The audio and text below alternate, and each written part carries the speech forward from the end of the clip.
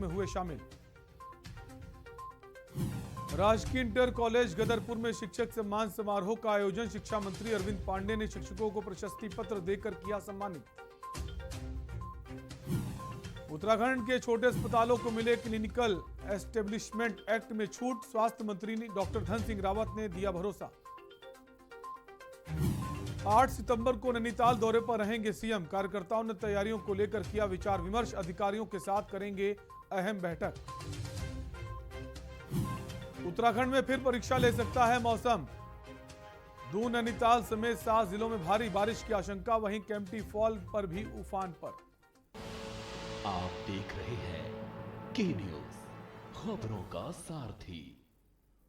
नमस्कार, उत्तराखंडी खबरों में आपका स्वागत है। मैं हूं आपके साथ शैलेंद्र चौहान। मुख्यमंत्री पुष्कर सिंह धामी ने उत्तराखंड तकनीकी विश्वविद्यालय में दिव्य हिमगिरी द्वारा शिक्षक दिवस पर आयोजित टीचर ऑफ द ईयर 2021 कार्यक्रम में प्रतिभाग किया। इस अवसर पर उन्होंने विभिन्न क्षेत्रों में सराहनीय कार्य करने वाले शिक्षकों को सम्मानित किया। मुख्यमंत्री ने इस अवसर पर विज्ञान पर आधारित पत्रिका विज्ञान संप्रेषण एवं उत्तराखंड तकनीकी विश्वविद्यालय की विवरणिका का विमोचन भी किया। इस दौरान सीएम धामी ने सभी को शिक्षक दिवस की शुभकामनाएं देते हुए कहा कि समाज को आगे बढ़ाने में शिक्षक की मुख्य भूमिका होती है। शिक्षा का प्रमुख आधार शिक्षक ही होता है। शिक्षक न केवल विद्यार्थी के व्यक्तित्व का निर्माता बल्कि राष्ट्र का निर्माता भी होता है।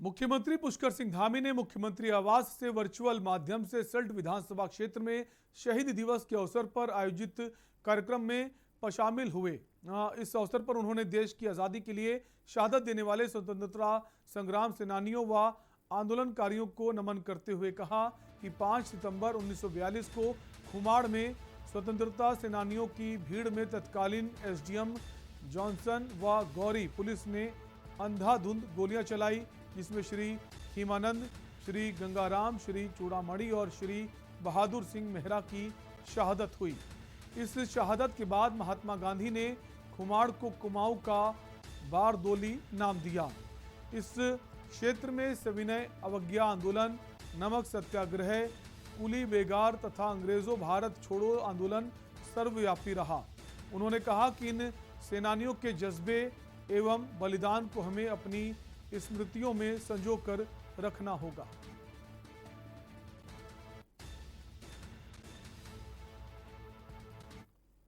कुछ नहीं था, हम तो अपने जो हमारे मेयर हमारा है, विधायक जी हमारे, हम सब पार्षदगण साथ में हैं। हमारे ये कहना है कि आज कार्यक्रम में हमारे जो साथी हैं सबका सम्मान, हम 48 के 48 साथ हैं। हुआ बोर्ड में कुछ नाम मिटाए गए, कुछ लिखे गए, तो इस वजह से आपस में इनका वार्ता चल रही है यहाँ पर। विधायक करनाल पर 3 दिन वहाँ पर जमकर हंगामा घटा, क्या प्रकरण?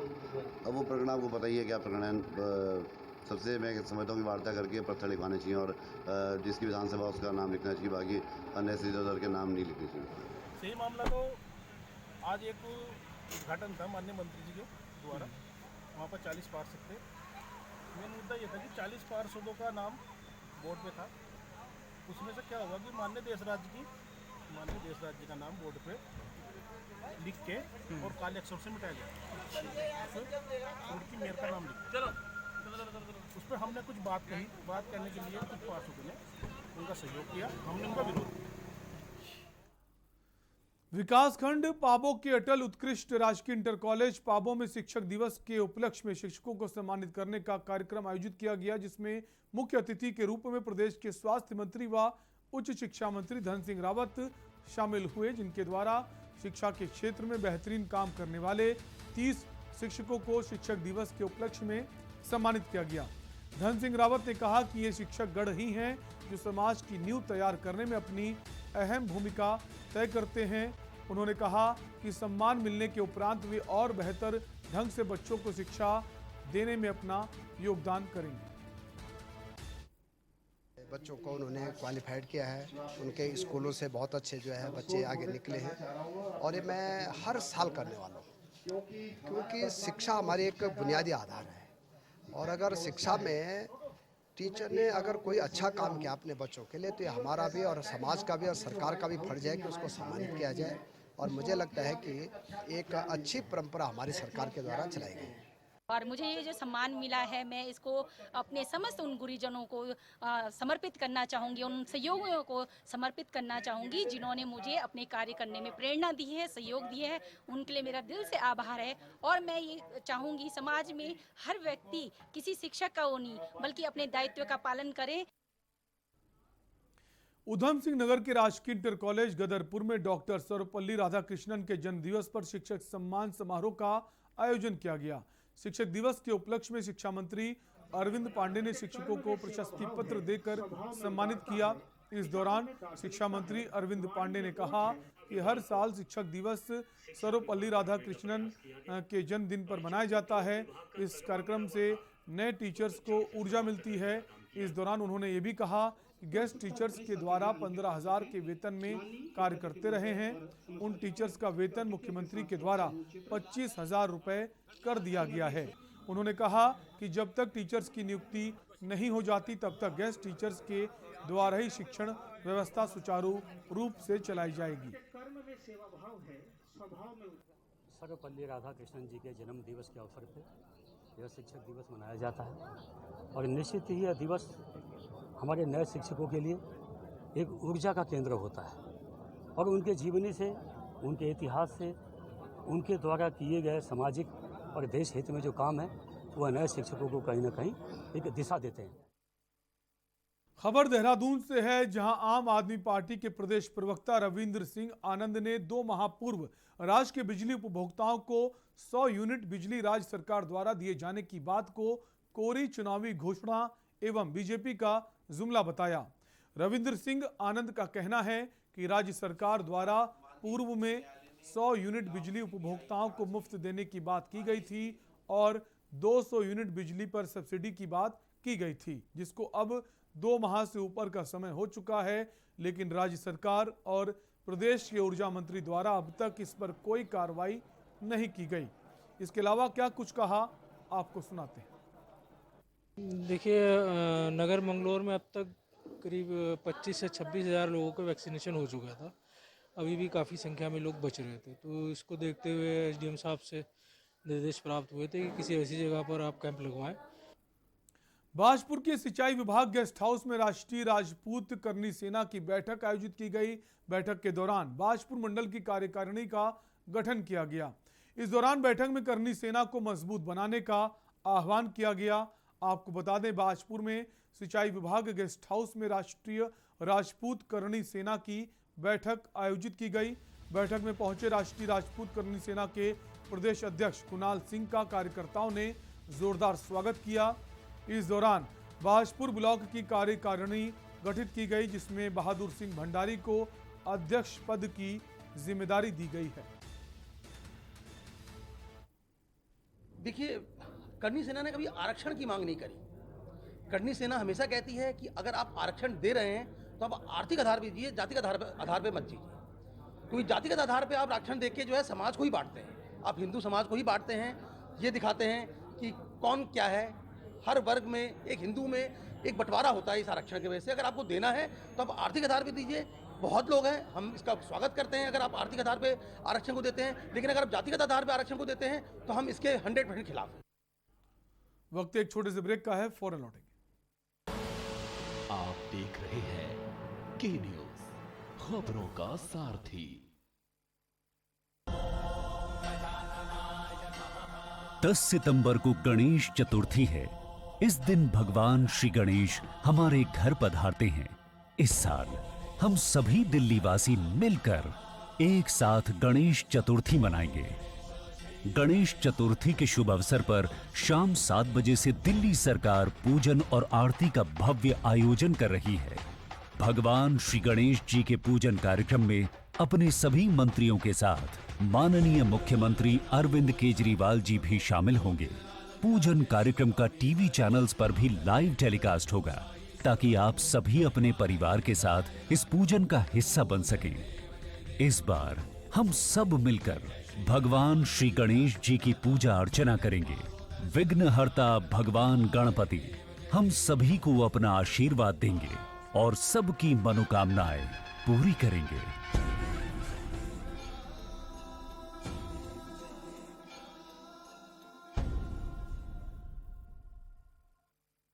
जुबान के लिए उड़ चला गैरों की ज़मीं पर, खुशबू अपने पन की ढूंढता। दूर कितना भी जा, इस जुबान से दूर ना जा पाओगे। विमल, बोलो जुबान केसरी। आप देख रहे हैं के न्यूज, खबरों का सारथी। ब्रेक के बाद आपका स्वागत है। छत्रपति शिवाजी महाराज की मूर्ति का अनावरण गंग नहर चौराहे पर गन्ना मंत्री स्वामी यतीश्वरानंद ने किया। वहीं मूर्ति अनावरण शिलापट में झबरेड़ा विधायक का नाम न होने पर विधायक कर्णवाल समर्थक भड़क गए। उन्होंने मंत्री के सामने ही जमकर हंगामा किया। इस दौरान नामित पार्षद सतीश शर्मा मेयर पर भड़क गए, तो वहीं जिलाध्यक्ष जयपाल सिंह चौहान से भी उनकी तीखी नोकझोंक हो गई।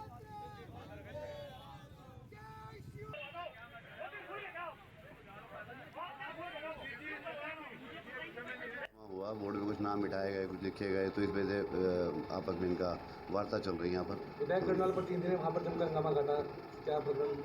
अब वो प्रकरण आपको पता ही है क्या प्रकरण है। सबसे मैं समझता हूँ कि वार्ता करके पत्थर लिखवाने चाहिए और जिसकी विधानसभा उसका नाम लिखना चाहिए, बाकी अन्य इधर के नाम नहीं लिखने चाहिए। देखिए, बवाल का विषय तो ये है कि ये इसके ऊपर तो जांच होगी, और कर्णवाल जी का विधायक जी का नाम था जो वहाँ से हटा दिया गया था, उसमें महापौर जी का नाम लिखा हुआ था। तो ये तो देखिए प्रिंस जी, ये तो अलग जांच का विषय है, इसमें तो कुछ बोलना आज उचित नहीं होगा। विधानसभा चुनाव आते ही राजनीतिक पार्टियों ने बैठक और रैलियां शुरू कर दी हैं। इसी के चलते आज समाजवादी पार्टी द्वारा रुद्रपुर के रामपुर रोड स्थित एक मैरिज हॉल में उत्तराखंड प्रदेश कार्य समिति का आयोजन किया गया। समाजवादी पार्टी द्वारा आयोजित प्रदेश कार्य समिति में सपा के राष्ट्रीय प्रवक्ता, उत्तराखंड के प्रदेश प्रभारी राजेंद्र चौधरी सहित पार्टी के तमाम पदाधिकारी पहुंचे।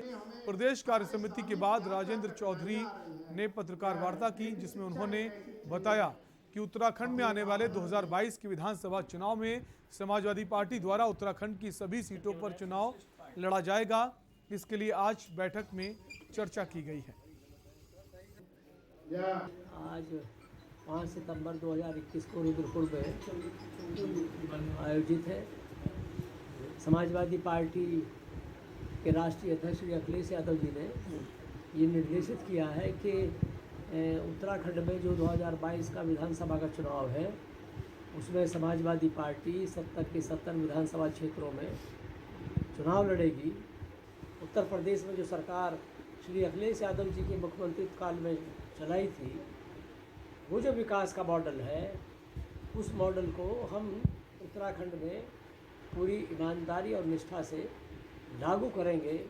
पलायन को हम रोकेंगे, रोजगार उपलब्ध कराएंगे, रास्ते बनाएंगे रोजगार के लिए, बंद औद्योगिक इकाइयों को दोबारा चलाएंगे, किसानों के साथ हम न्याय करेंगे।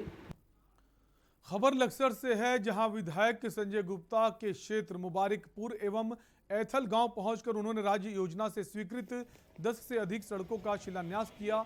इस मौके पर विधायक संजय गुप्ता ने कहा कि जिस दिन से मुख्यमंत्री की कुर्सी पुष्कर सिंह धामी ने संभाली है, उसी दिन से सरकार टॉप गियर पर चल रही है।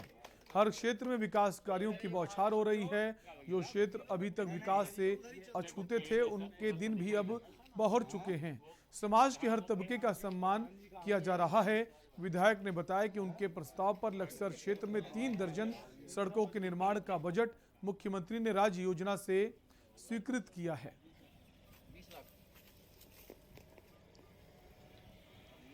प्रदेश के यशस्वी मुख्यमंत्री, युवा दिलों की धड़कन माननीय पुष्कर सिंह धामी जी का दिल की गहराइयों से स्वागत करता हूं, धन्यवाद करता हूं। जब से वो इस प्रदेश के माननीय मुख्यमंत्री बने हैं, उन्होंने विकास कार्यों की बौछार कर दी है। लक्सर क्षेत्र में 20 सड़कें अभी बनने जा रही हैं और अभी उनका 6 तारीख को आने का कार्यक्रम था। बरसात की वजह से वो कार्यक्रम थोड़ा पीछे हट गया। शीघ्र अभी जल्दी 10-12 दिनों के अंदर उनका कार्यक्रम होगा और विभिन्न प्रकार की जो घोषणाएं हैं वो होगी। एक राजकीय महाविद्यालय, सिविल अस्पताल, लक्सर में खेल का मैदान, स्कूलों का उच्चीकरण, अंडरपास और अन्य कई प्रोग्राम जो है नए होंगे और यहाँ की जनता को सौगात मिलेगी। रुड़की में गणेशपुर के गंगनहर पुल पर छत्रपति शिवाजी महाराज की प्रतिमा के लोकार्पण के कार्यक्रम में हुए जबरदस्त हंगामे के बाद शहर विधायक प्रदीप बत्रा के गंगनहर किनारे स्थित कार्यालय पर नगर निगम के पार्षद आपस में ही भिड़ते हुए नजर आए। पार्षद मनोज कुमार का आरोप है कि एक पार्षद पति के द्वारा बार बार झबरेड़ा विधायक देशराज कर्णवाल के लिए गलत शब्दों का इस्तेमाल किया गया है, जो बिल्कुल गलत है। हम विधायक के प्रति इस तरह के शब्दों को बिल्कुल भी बर्दाश्त नहीं करेंगे।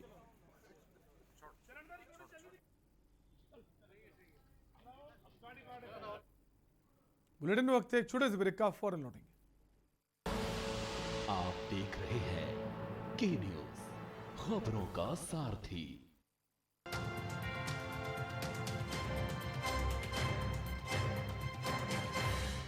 उत्तराखंड देश का नंबर 1 राज्य बनने की ओर अग्रसर है। नीति आयोग के SDG इंडेक्स की कानून व्यवस्था की रैंकिंग में उत्तराखंड देश में पहले स्थान पर और गरीबी उन्मूलन एवं खाद्य सुरक्षा रैंकिंग में तीसरे स्थान पर है। आने वाले 10 वर्षों में उत्तराखंड को हिंदुस्तान का नंबर 1 राज्य बनाना है। उत्तराखंड के राज्य कर्मचारियों को प्रदेश सरकार ने दिया बड़ा तोहफा। महंगाई भत्ता 17% से बढ़ाकर 28% कर दिया गया है। 1,60,000 कर्मचारी और 1.5 लाख पेंशनर्स होंगे लाभान्वित। सरकारी डिग्री कॉलेजों के लगभग 1 लाख छात्र छात्राओं को आधुनिक तकनीकी से जोड़ने के लिए मोबाइल टैबलेट देने का निर्णय लिया गया है। योजना में आएगा लगभग 100 करोड़ रुपए का खर्च। कोविड महामारी के दौरान पुलिस, राजस्व तथा ग्राम विकास विभाग के योगदान की सराहना करते हुए मुख्यमंत्री पुष्कर सिंह धामी ने इन विभाग के विभिन्न पदों पर तैनात कर्मचारियों को 10,000 रुपए की एक मुश्त प्रोत्साहन राशि देने की घोषणा की है। राज्य में बिजली बिलों के फिक्स चार्ज और विलंब भुगतान अधिभार में 3 महीने की मिलेगी छूट। धामी सरकार के इस फैसले से लाखों लोगों को मिलेगा लाभ। बेटी बचाओ बेटी पढ़ाओ अभियान की दिशा में एक और कदम बढ़ाते हुए उत्तराखंड सरकार ने नंदा गौरा योजना के लाभ से वंचित 33,216 बालिकाओं को लाभान्वित करने के लिए 49 करोड़ 42 लाख रुपए जारी करने के निर्देश दिए हैं। मुख्यमंत्री धामी ने पिथौरागढ़ जिले के आपदाग्रस्त क्षेत्रों का सर्वेक्षण करने के साथ ही प्रभावितों को राहत राशि के चेक दिए। शिवानंद नौटियाल छात्रवृत्ति की राशि 250 रुपए से बढ़ाकर 1500 रुपए और श्रीदेव सुमन राज्य मेधावी छात्रवृत्ति की राशि 150 से बढ़ाकर 1000 रुपए कर दी गई है। सभी विद्यालयों में छात्राओं के लिए अलग शौचालय की व्यवस्था सुनिश्चित की जाएगी।